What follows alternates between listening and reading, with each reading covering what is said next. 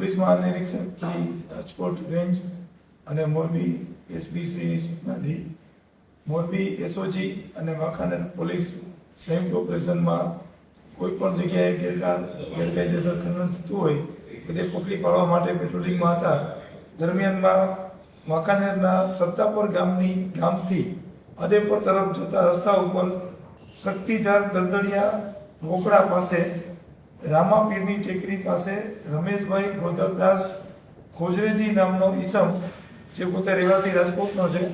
પોતાના કબજામાં ગેરકાયદેસર એક્સપ્લોઝિવ રાખી અને એક્સપ્લોઝિવના જથ્થાથી ગેરકાયદેસર રીતે સરકારી ખરાબામાં પથ્થરો કાઢવાની તૈયારી કરી રહ્યા હતા અને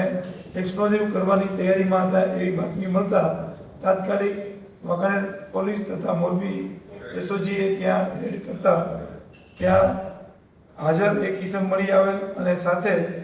એક્સપ્લોઝિવના ખાડા મળી આવેલ, જેમાં અલગ અલગ જગ્યાએ એક્સપ્લોઝિવ બિછાવેલા હતા. એમાં કુલ જિલેટિનની સ્ટીક જે એક્સપ્લોઝિવ માટે વપરાય એવી 475 મળી, જેની કિંમત 1 લાખ જેવી ગણી શકાય. અને સાથે ઇલેક્ટ્રોનિક ડેટોનેટર જે કુલ 75 મળી આવેલ અને અમુક જે ખાડામાં અંદર દટાયેલા જે જિલેટિન હતા જે તૈયાર એક્સપ્લોઝિવ કરવા માટે તૈયાર કહેવાય એવા પણ મળી આવે, જેથી આ અંગે બીએનએસની કલમ 288, 110 તથા એક્સપ્લોઝિવ એક્ટ મુજબ આમાં ગુનો દાખલ કરવામાં આવેલ છે અને લોકોની જાનની જોખમ થાય તે રીતે આ કાર્યવાહી કરી રહેલ હોય ત્યાં હાજર મળી આવેલ ઈસમ